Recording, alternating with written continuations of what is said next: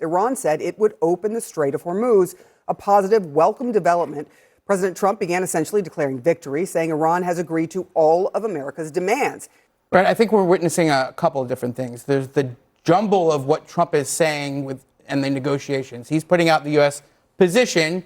No one really thinks we're there, but he's expressing confidence that this is where they're going to get to.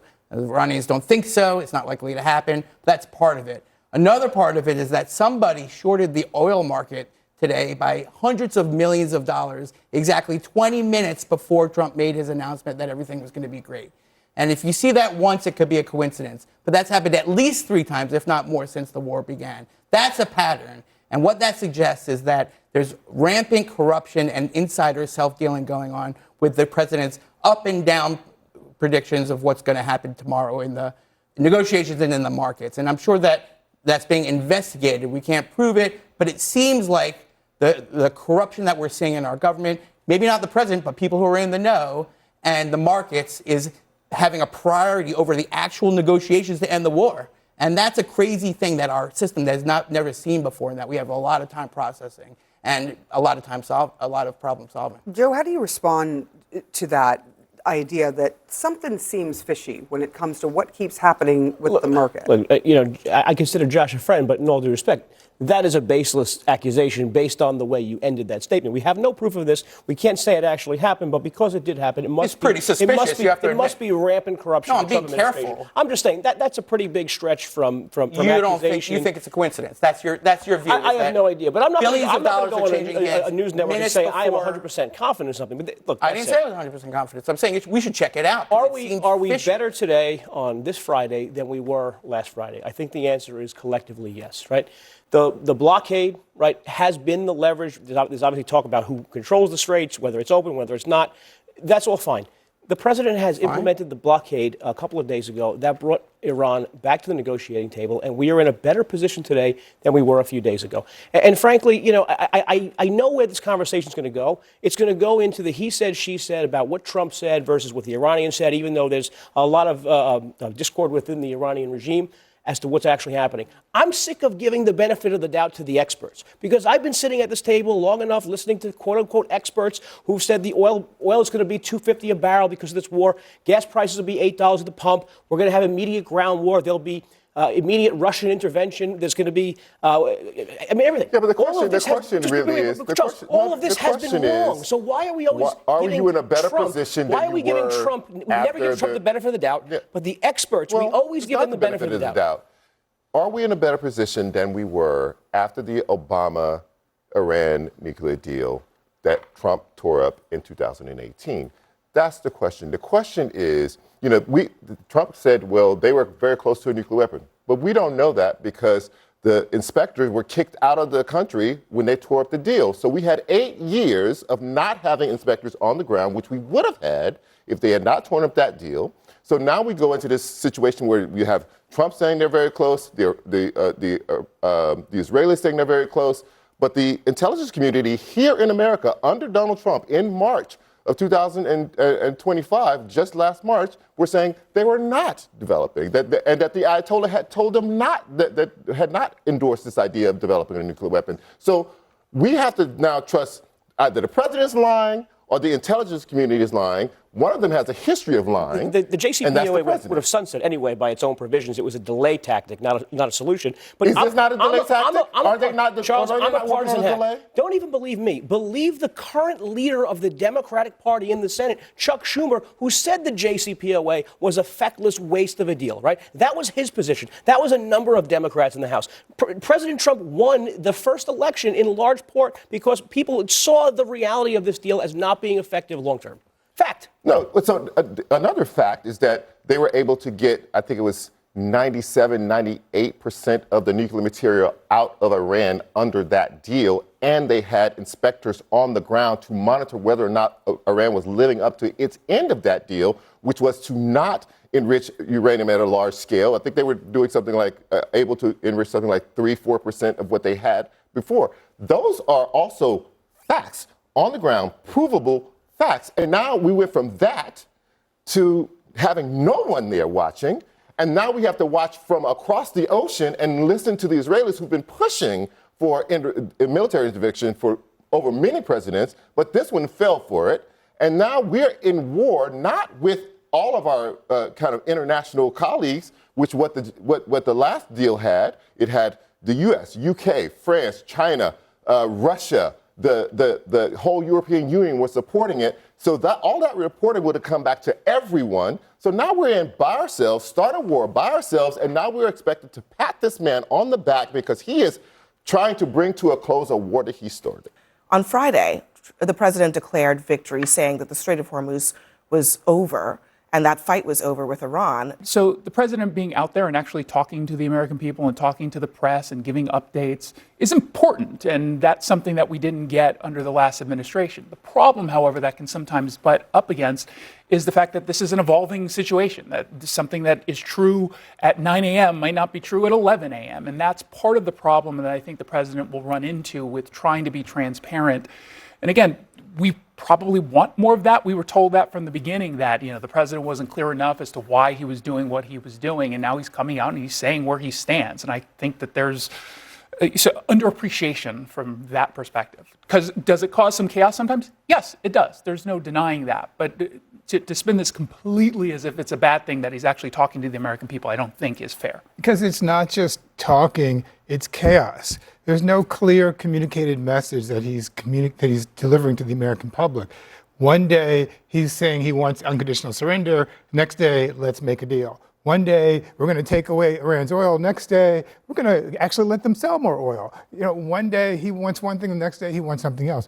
The guy has not been consistent with the American people, and that's the problem. The second problem is that with Donald Trump saying this every day, something different, that the public doesn't know, but Iran doesn't know how to respond to this. Our allies don't know how to respond to this. We're all caught off guard, waiting for Trump to decide what's in his head from day to day. Well, Iran has been responding. They came to the table for the ceasefire conversation after some of the quote-unquote chaos coming from the White House. So you can dismiss or maybe disagree with the tactics, but I do think that there is a method to them. Whether or not we like them, I think that is a fair... Trump's tactics? Yes, to Trump's tactics, specifically how he's negotiating. Things hour by hour. But it's not... But so when he's saying that's- different things hour by hour, I do think that the important piece that is essentially what's happening. And also... Giving updates. Well, it only is an update if it's actually accurate. I think part of the problem is, for example, Trump announcing the Strait of Hormuz was open. That wasn't a done deal. So when you announce something that hasn't actually been agreed to, what does that constitute? Is that an update, or is that just market manipulation, false information? What do you want to call it? Well, my sense is that the president doesn't have a clear idea of what he wants. He has a general idea. I think if I were chief negotiator for Iran, what I would do what the Iranians always do. I would just lie. Say, we're going to give up our nukes, take them, we'll arrange this, we'll negotiate the means, and we'll get this done. And then the reason being, the real nuclear weapon is the Strait of Hormuz. You don't have to go and mess around with A-bombs. You have a choke point where the Iranians have humbled the whole free enterprise system. They panicked everybody. Every American watching this program and walking the streets that has a car is looking every day at the price of gasoline, and their lives are upended. This was a war that they had no idea was going to last this long. It's so messy. And no one knows really when it's going to end or whether the president will drag his heels and pull as much as he can, temporizing, ad hoc, improvise. So, Horace, to Geraldo's point, I mean, there's been, Reuters had an interesting story about European allies being afraid that an inexperienced U.S. negotiating team is pushing for a swift, headline-grabbing framework for Iran that would entrench rather than resolve deeper problems. The concern, according to the diplomats, is not that there won't be an agreement, it's that there will be a bad initial agreement that creates endless downstream problems. Another negotiator said, "It took us 12 years and immense technical work.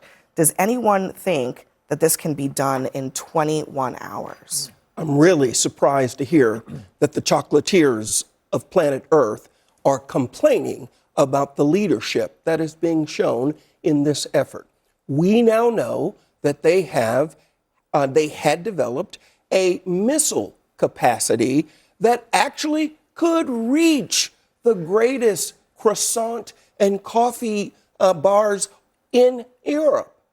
And yet, only America stepped in to act. I was wondering where the chocolatier thing came from. I was wondering if I missed that memo.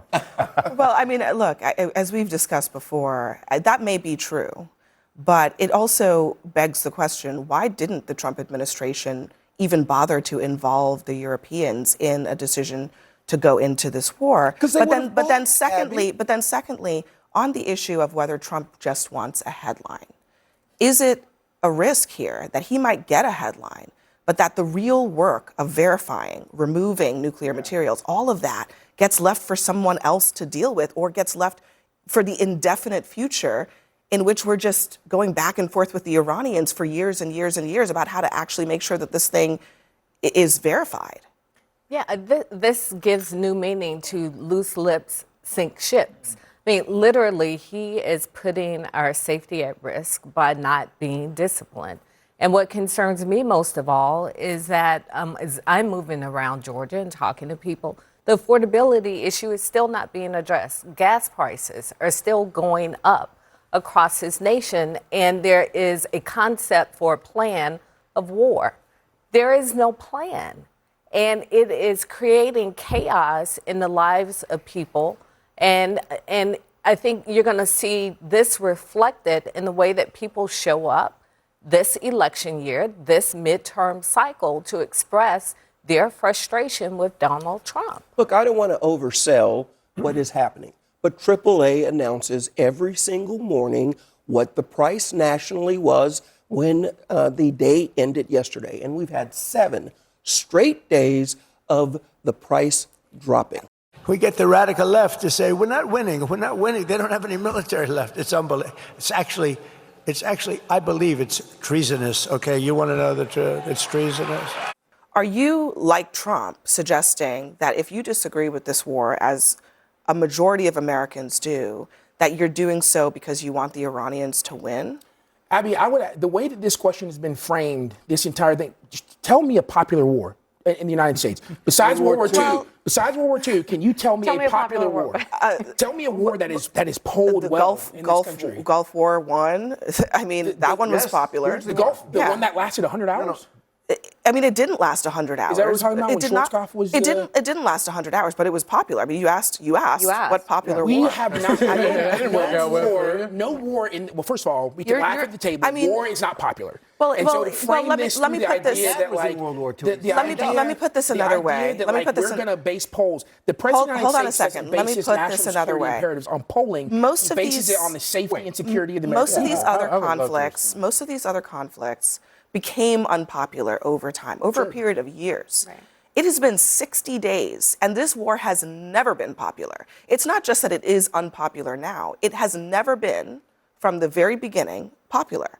So it's not that this is a popularity contest, but it's just that when you have Republicans, Democrats, and independents all saying virtually the same thing, that we have concerns about the objectives, we don't think it's benefiting us, we think it's hurting us, that's a signal that the American people aren't behind you. And at the very least, if you're an elected leader in a democracy, that should matter, right? I believe it does. I'm just going to continue to make the point. The Iranians with a nuclear bomb is not good for anyone. Which is the exactly. president of the All United right, States I is promised basing his Isaiah he imperatives on would that. respond to what you said. Here's the reality here. Yeah. If that was really your objective, you never would have pulled out the JCPOA. That's first things first. But I want people to understand, this is what the Republican Party feels about the 61% of Americans, Republicans, independents, and Democrats, that disagree with this war. That you somehow are shilling for the Iranian regime if you go and question your government spending $2 billion a day on a war and a conflict that the regime is still very much in place. They still have their enriched uranium. It is not unpatriotic to question why this president has never justified this war to the American people. That's what you did. Those words actually never left my mouth. You said that he was shilling for the Iranians. That's pretty unpatriotic, I would say. You can disagree with the president all day. You can also agree with the fact You just said that he can. He can. He's an American citizen. He has a First Amendment right to disagree with the president all day. But you also said that he's supporting the Iranians, which is just not accurate. The fact of the matter is Are you okay with the Iranians having a nuclear bomb that can be used against our Which is exactly allies why I support the JCPOA. The That's JCPOA, exactly why I did they that. were still developing a nuclear bomb. No, they were not. They No, they were still weren't. There's not developing a one nuclear example bomb. of them violating the terms of that deal. So you're Not telling one. me that Tell me under one the example of them JCPOA violating the terms. You tell me one example. example of where they're not They gave up developing a 98%. nuclear bomb. They gave up They're not developing a nuclear bomb. So wait a second. You're telling me Because that you pulled out the Guys, deal. let's just. That's the because reason. I For just think 45 years, it's just- been because just a we second. wouldn't negotiate with them. Let me just They want to reset say for a no, second. this will because- be also fun to Hold on watch. a It was second. nice Let me to be on just the other reset for a second because we're all talking at the same time. Just a quick point, because of course we are almost at time for break. But on the JCPOA, look, a lot of Republicans didn't like it.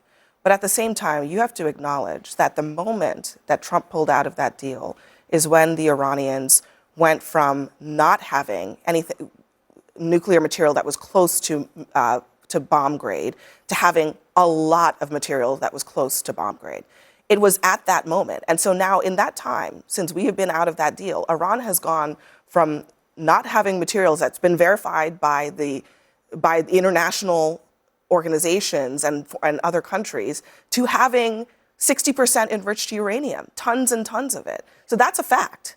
And so that interim period is lost time that we will never get back. And now we're dealing with the consequences. Well, and also Abby, that I'll enriched, leave it. can I just Yeah, say, please. Well, I do want him to respond. The enriched uranium, though, that Iran has for the Operation Midnight Hammer, that the administration said that they obliterated those capabilities. That is still there and in Iran. The difference between what happened from when this war started to where we are now is the strait is closed.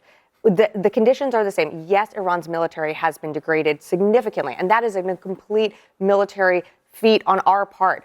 But the fact that the strait is closed and the economic consequences are so dire is what changes the entire game here, and why we're talking about enriched uranium. How are you going to get that out? After weeks of saying an end was near and a deal was close, Trump is again saying that negotiations are proceeding nicely. I think that there's been no president who stood with Israel more than Donald Trump. I think after October 7th, 2023, it became an existential threat for Israel if it hadn't already been. And he stood with them. But I have similar concerns as Chairman Wicker. I feel like at this point, history shows that peace deals work better with a defeated enemy. And I think peace deals with your current adversary, if you haven't defeated them, never work as well. And so I have significant concerns about the administration negotiating some sort of temporary pause against more or less a ceasefire. And if you're going to basically unfreeze their assets, I don't see how this is different than what the Obama administration did in sending pallets of cash with the promise that one day they'll stop enriching uranium too. Yeah, I mean, and just to underscore what we know, it would stop fighting on all fronts. The Strait of Hormuz would be reopened. It would tackle some of the other issues later, like the nuclear issue. And the reporting is also that potentially there would be some unfreezing of assets. Now, the Iranians say that the unfreezing would happen in order to reopen the strait. But even the administration officials are saying that once the strait is reopened, then they would unfreeze assets, which seems to be that we are paying them to do what they were doing before, which is to allow free transit in the Strait of Hormuz. How is that a win? Yeah, this agreement, deal, or whatever we're calling it, doesn't do much more than get us back to where we were before at the cost of $29 billion we've already spent in the war, 13 U.S. soldiers, hundreds of Americans injured, 13 killed, by the way, and gas prices at $4.50 a gallon. So I think what this deal is supposed to do is to get Donald Trump out of a political slump. Every other major war I've seen with the American president usually results in some sort of upsurge in the polls. I mean, George Bush was in the 90s. Both George Bushes were in the 90s when their wars took place. But this is the most unpopular war I've seen in my lifetime. And Donald Trump is searching around for some sort of way to justify what he's doing here. But there is no way out because, like, as you just said, this basically puts us back to where we could have been with the JCPOA, with Barack Obama's deal. But we're not even there. The Iranians would ever keep the deal. Too. There's a cost, right, in terms of our tax dollars, money that we put in, right? There's a cost to human life, but there's also been a cost to Donald Trump's support. And this war, like you said, is incredibly unpopular. It's particularly unpopular with young people. And I think some of the people who are the most angry about this war are young MAGA. In fact, that Donald Trump stands to lose because he campaigned on an America first anti-interventionist platform that these young people bought into in 2024, and I think he stands to lose them. I do a lot of survey work with Republican primary voters and Republican-based voters. The numbers don't bear that out. Republican voters want to take the Iranian government out, period. But he didn't do that. I will say, Brad, there's a lot of polling that suggests that even among Republican voters, this war is not particularly popular. No, I disagree with that. I think it will be unpopular if we leave too soon, and if we quit without achieving the objectives. That's a different. That will make it unpopular. That's a different among Republicans. Question. The question is not, do we want Iran to be defeated? Yeah, everybody wants Iran to be defeated. The question is, do we approve of how Trump is conducting this war? And that is what I think. It's 7 presidents too late. Every president that preceded him since 1979 has failed to do something very essential, which is take on the mullahs in Iran and stop them from being able to project terror in their region. But I guess what the 7 point presidents too late. Where we are right now, there's not much evidence that Trump has done what you're claiming the 7 presidents also didn't do. And just to put a finer point on it, Trump is saying very confidently that we're close to a deal. Tonight, negotiators for the U.S. and Tehran have reached a tentative agreement to end the conflict. It's being dubbed the Memorandum of Understanding. And basically, it's a deal to keep talking. Well, I mean, right now, what we're talking about is focused on the Strait of Hormuz, right? All the other things the Iranians want, the sanctions relief, additional potential incentives, that may be on the table for down the road, but this is a very narrow question of, okay, will the U.S. end the blockade and this component of our offensive U.S. strikes on Iran, and will the Iranians permit freedom of navigation through the strait? I mean, that is what's being discussed here. But you see why that is not a satisfying explanation, because we start a war in which the strait was open and then it became closed as a result of the conflict. And now we are negotiating with the people we're fighting with to get back to where we were before we started dropping bombs. Well, this is negotiating, offering money. I mean, my understanding is, well, how is that none of us actually know what this deal is. We're talking about a leak and then a reaction to a leak. But I guess what I'm asking is, like, how is that remotely in the vicinity of something that would be considered a win for the United States? Well, I just think Peter raises a good point. We don't really know. It's a day that ends in Y, and Axios has new reporting about what's going on in the Iran negotiations. And this time it's a little bit more real because the negotiators have confirmed what's going on, but we still haven't heard from the president, and we still haven't heard from the supreme leader of the Islamic Republic. And until we hear those details, I just don't think anything is that real. The president, this is how he negotiates, right? With one open hand, extended always, people can come meet him halfway, and with the other hand, a closed fist, ready to punch him in the mouth if the folks don't agree. Maybe you don't agree, but... Well, I'm just saying the hand has been open now for, let's call it 6 weeks, well, we've right? Been in a ceasefire April 7th. Tonight. Well, we've also had action. He literally engaged in he said, we have a ceasefire, and the ceasefire was going to last 2 weeks. They blew past that deadline, and now we're just in an indefinite ceasefire that's going to lead to we've another also had action ceasefire in the waters that will on the last coast for of Tehran. 60 days. I think this conversation is actually the real problem the president faces, because when anyone actually hears about additional details, like the possibility that we're going to actually have a maybe $300 billion Iranian fund so that they can repair themselves. When you hear any of these details, it's terrible. Why? Because it's essentially managing a defeat. So we get every few weeks or every few days, we're on the cusp. They were on the cusp last weekend. All the Republican senators basically had a massive freak out because it's such a terrible deal. And I think what the president is doing is essentially managing expectations towards a defeat. At the end of the day, he announced at the beginning of this war several different goals, some of them somewhat conflicting, but they included controlling the nuclear program, ending their nuclear weapons capability, 2, a new regime, 3, ending their military capability, their ICBMs. All of those are not happening. As we can all see, they will not happen at the end of this negotiation at this moment. And why will the Iranians give them 2 months from now? What's the best case scenario for the United States, Anna, in this moment? I think to end this thing. I mean, I just think there is no winning. The things that Donald Trump expected and thought were going to happen quickly. If we remember when this started back in February, he said this is going to take 4 or 5 weeks. I remember people talking about the Shah of Iran's son, and him thinking he was going to be over there in Tehran any moment now. Well, and now that camp that has there was really going to be turned on regime the Trump change. I remember them thinking that people were going to go back to the streets, but the people had been slaughtered. 40,000, 50,000 people were slaughtered. There seems to be zero accountability for the fact that this regime slaughtered 50,000 or more of their people. So I think the best case scenario is cut your losses and get the hell out. Trump has claimed that a deal was imminent, or Iran was desperate to cut one at least 38 times. Iran is not to be trusted. They are the largest state sponsor of terrorism in the world. They have the blood of hundreds, if not thousands, of Americans on their hand.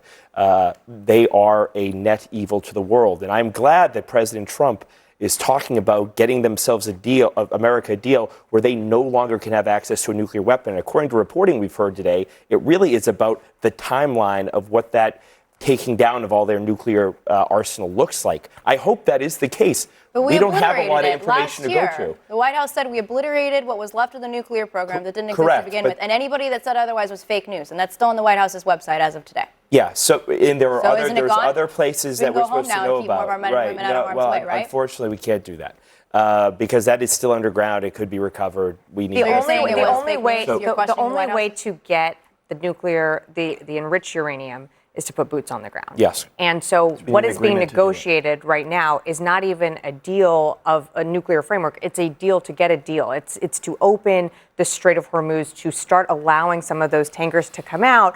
And all of this while this is happening, and we were talking about this earlier, is, this is a very active war zone. I mean, I think what's getting lost here is the fact that Iran used a couple thousand, $20,000 drone to shoot down a multi-million-dollar aircraft shows that not only do they have control over the strait, but they retain very strong capabilities, not just in the strait, but I think across the country. And so I think to Abby's point earlier of are we closer to a deal? It's I think there's hope that we're always closer to a deal, but to have that come to fruition, the JCPOA took 18 months to get there.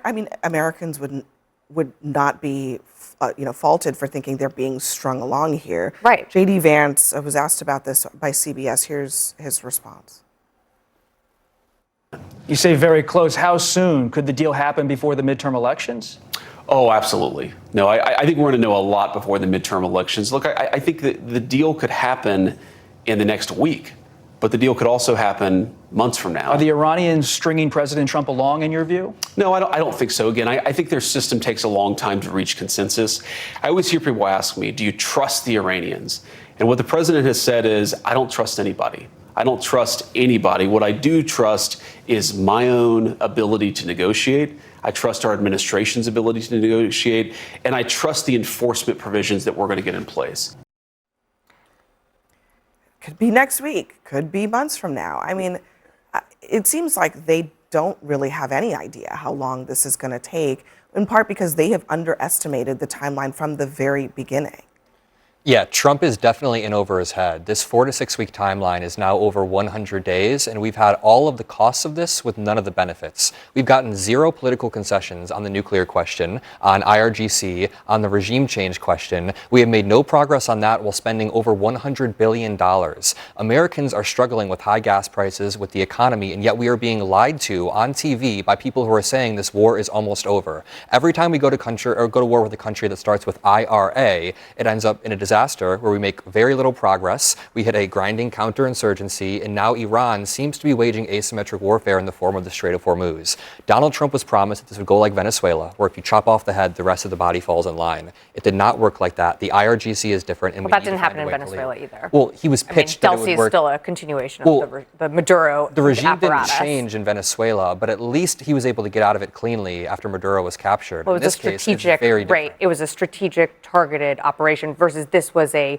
I think He was it's sold it as really by hard. Venezuela. Yeah, he was sold on the idea that he would be able to topple the regime very quickly, and that the people of Iran would rally around the United States and they would take back their government, as he said, on February 28th when he gave that press conference. And the reality is that Iran's playbook is to run down the clock. It's to continue to string this out. It is in their interest. We just made a great settlement of the war with Iran, and we're going to be subject to finalization of documents, which should get done over the next few days. Like every other day, Trump was saying, oh, we have an agreement, a lot of which just seems like he's trying to manipulate the markets and basically talk oil prices down, get stock prices up.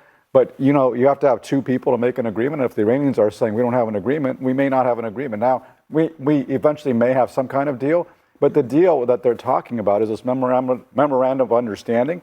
It's basically to restore the Strait of Hormuz to where it was before we started the war. And it's keep not, talking. And keep talking about what happens with the nuclear program. So Trump still has, remember, in 2018, Trump pulled out of President Obama's nuclear accord, saying he was going to negotiate something much better. He still hasn't done it. He still has not gotten the Iranians to agree to greater limits on their nuclear program. Yeah, well, I think that Trump actually has done a lot more than President Obama did regarding the nuclear program because he bombed the nuclear program. They do not have the ability to bomb the United States with a nuclear weapon today because of what he did last summer. And now he's working. They still have 1,000 pounds of highly enriched uranium. Yeah, but that JCPOA. They have a lot more highly enriched uranium now than they had under President Obama. So it was because, listen, the JCPOA allowed them to slow roll into having nuclear weapons. He is saying you have to give up the centrifuges, you have to give up and they resisted that. And they're still resisting it. He doesn't have a deal. President Trump, I think, will get to a good place. He's going to start to charge them the money that is frozen. He's going to charge, if they charge a fee to get through the Strait of Hormuz, he's going to take money from the frozen funds. If they damage the Middle Eastern he's going to relax country, sanctions as part of this deal. He's going to take the frozen funds and give it for repairs to that Middle Eastern country. So he's making, and Scott Bessent said it today, he's doing actual things to make a difference. Look, I mean, you're referring to what Scott Bessent said. That seems highly speculative, in part because we're not even at a point where we're in a place where we can talk about the frozen funds. Iran doesn't have access to those funds now, and it's not getting them to the table. So siphoning money out of the frozen funds, I'm not sure how that changes their behavior right now. We still don't have a deal. They still have the nuclear material in their possession. The Strait of Hormuz is still closed. And the bombing hasn't worked. The cajoling hasn't worked. I don't think withholding money hasn't worked. None of it has worked. I don't think we need to try to fool the American public. Iran was further away from a nuclear weapon under Barack Obama than they are today. That's not fact. It's a fact. It literally is a fact. You're saying just so factually, a nuclear weapon at this very moment? Yes, absolutely. And actually, the bombing. So there's a good reason the bombing that you're referring to does not damage their nuclear program or their uranium, because as we all know, their uranium is so entrenched that you cannot actually get to it from the air. I don't think they can get to it. And so what you were saying is just not quite accurate. And the other point is that the American public has gone through a great deal of pain. We've gone through the rise in gas prices, the rise in fertilizer costs, the closing of. Can we have a discussion tonight for 1 hour without you mentioning Joe Biden? And the reason I say that is because Joe Biden is not the president of the United States. And the quagmire that you so clearly articulated, it's because of Donald Trump. Let's not forget that. And the blame lies on the plate of the president of the United States. And the fact we're not able to get out of this quagmire is all his fault. Today's announcement seemed a little different to me. It felt like a little more immediate than the previous pronouncements that something might be on the brink. But again, I don't know if that's true or not. This can only end, in my opinion, with him telling the American people definitively, I went in to stop them from ever being able to get a nuclear weapon, and that's how it ends. That's the only way it can end. Right. I agree with that. But I also think that we have to internalize that even if they do sign a piece of paper, what's a piece of paper with an Iranian signature worth? Nothing. I mean, so I think an agreement with them is useless absent this.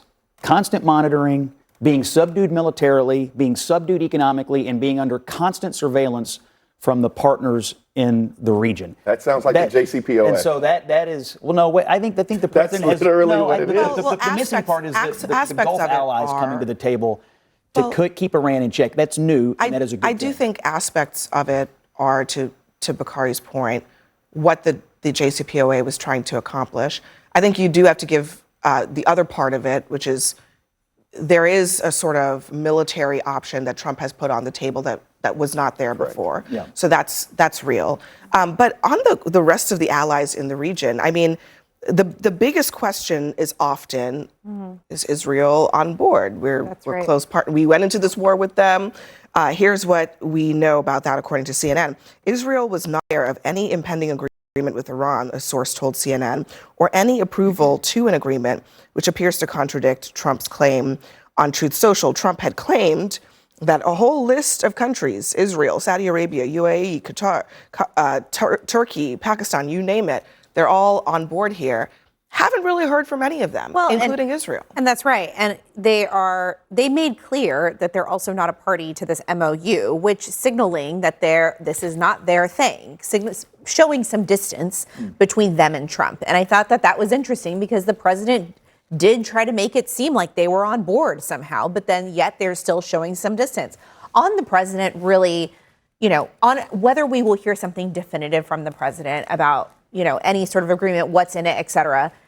He was definitive back in the day when he did talk about obliterating the nuclear program. And that's a pretty definitive statement that was not true at the end of the day. And so I do think that all of these announcements, one by one, when you look at the totality of them, the American people just don't trust him anymore. I also do think that the Republican Party generally thought that this would be over within a few weeks. That's what Donald Trump said. That's what he promised them. When I mentioned this could go on until September, I don't know how many Republicans were, that's insane. And now here we are. We are in June. This is not going to be over anytime soon. And you're heading into the midterm elections where there's no relief for the American people. And this will only hurt the Republican Party. I think the Israel piece is interesting because their interest in this is, they have to live in the neighborhood and they have to live with Hezbollah firing rockets into northern Israel. So they have different equities in this. And so, yes, they've been a good partner here to militarily subdue Iran, but they can't really sign on to an agreement that shackles themselves from being able to defend themselves from these terror proxies. And so I'm not surprised to see them keeping a little distance from this. They simply cannot enter into a deal that would ever prevent them from defending their own homeland. Iran has said that is one of their red lines. Remember, is that the conflict has to end not just as it relates to Iran, but also as it relates to Hezbollah.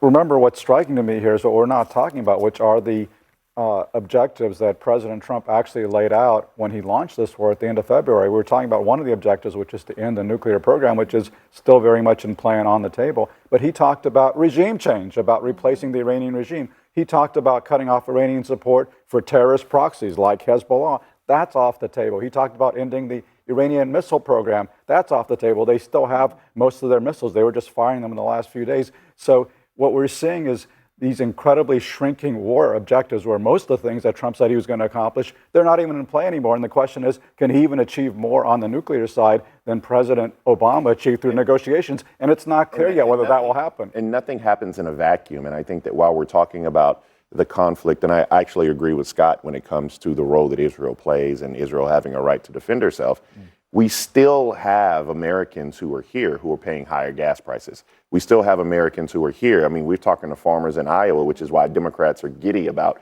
races in Iowa right now because of the cost just to have soybeans because fertilizer is so high. The American public is paying a price for what we're doing in Iran right now, and the American public's not dumb. They recognize this and they see the correlation. They may not understand how we get out of it, but they don't understand why we're there, but they understand the pain that they're paying. I disagree. I think Americans know the reason that we're there.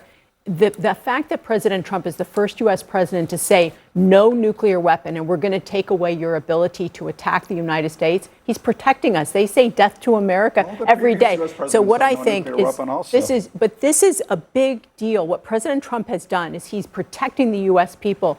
And the number one Was responsibility Iran- for a was U.S. was president Iran- is to protect the people of the United States. Was there They a understand concern? it's a Was little, there an it's a immediate little temporary concern, or- pain for the people. They don't but this understand. Have you seen Donald Trump's approval rating? So You're probably the understand. only one It is painful. who thinks but Donald Trump is doing an I amazing actually job. I actually think he's going to get the job done. By September, it will not last till September because the Iranians can't hold out. At some point, they're going to have to cap They've held off out their for wealth. decades. I would not. I Yeah, would. but they I were just advise. I would not put a They're not- timeline on yeah, it at I this think point. it's going to. This is I would- this is last going to word go to on you, for a Scott. while. Yeah, pressure is look, going to end it. I think it was an immediate issue, not just on the nuclear piece. I mean, look, they've been at war with us for 47 years, but since October the 7th, it's been clear that Iran wants to destabilize the region and execute on their two main goals, death to Israel and death to America. Right. And they were willing to fund terror proxies, and they're willing to, do these things until somebody stands up